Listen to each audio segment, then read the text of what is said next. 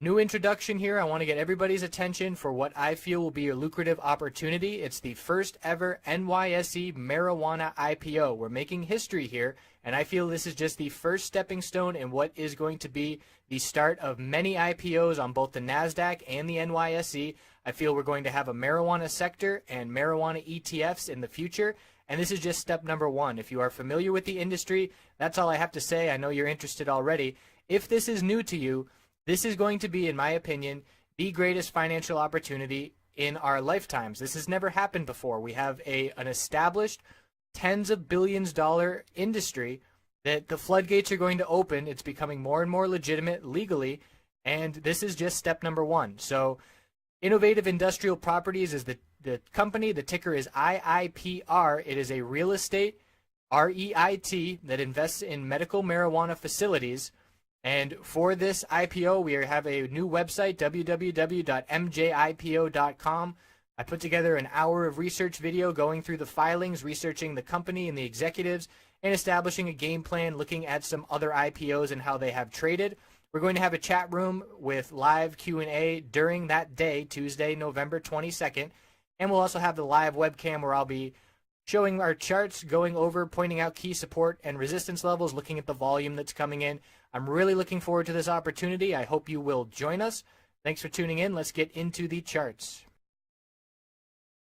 Hey everyone, looking at Facebook, daily, weekly, shorter term time frames. We got news after hours. We'll look at that on the shorter term charts. But here on the daily, I've been saying to everybody that asks me, I'm not a believer in the Facebook bounce, in the strength of the bulls, until we get this 200-day moving average as support.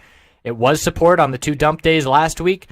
Lost it on Monday, rejection on Tuesday, rejection on Friday, and it closed down near the low of the day, showing weakness. So the 200-day moving average is clearly strong resistance, and the 10-day moving average is going to be right on top of that level on Monday as well. That's been resistance for 3 weeks. So the bulls are still struggling. Now the question will be, will this news after hours ignite the bulls into next week? And we do have a bullish reversal candlestick. It's a fairly weak one looking at the other grouping, and by grouping I mean I refer to them as the election dumpers, and it's everybody, all the tech names, Apple, and then we saw big names like Amazon, Tesla, Baidu, Baba, all of them dumped after the election, and all of them are forming big bullish reversals on the weekly time frame, but Facebook is one of the weakest ones. You look at Apple. Apple was extremely strong, bullish reversal candlestick. Baba, stronger than Facebook. Let's check out Netflix, stronger than Facebook. So Facebook is a laggard it's one of the bottom out of those election dumpers, but it is at must hold 50-week moving average support. We have held it multiple times on big dumps before, and now we're holding it 2 weeks in a row. Bullish reversal hammer. We must see a green week and a move back into the low 120s for the bulls to confirm this support and turn things around, at least in the short term, because the absolute last thing that the bulls want to do is lose that 50-week moving average. Let's zoom out and see the last time that was resistance. And I'm going back to 2013. And zooming out some more. So it was resistance. The last time that moving average was resistance was July 2013. So that just goes to show you how important this level is. Bouncing off of it multiple times and potentially going to lose it if we don't see follow through next week.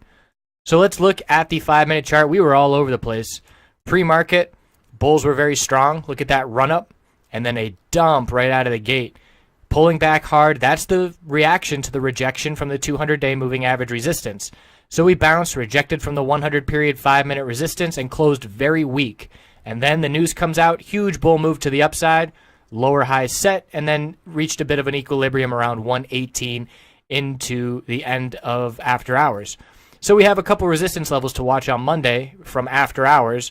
118.50 was the top of this little lower high. The top of the big move was 118.95. And the fact that we still ended below the 200-day moving average of 118.60s does show still weakness. So we need to get over that level and close above it. And what this also shows you on this chart, look how easy the bulls can move the price in after hours, or at pre-market and after hours. Look at the volume that's required. And the fact that when we're actually trading and there's high volume, it's bearish, and then the bulls show up when there's really less resistance, less market makers, and less volume. It's not as proving, it's not as convincing for the bulls. So I need that 200-day moving average as support. We'll see if the bulls can get that on Monday. That would be best case scenario. We'll check back in after that. I hope you have a great weekend.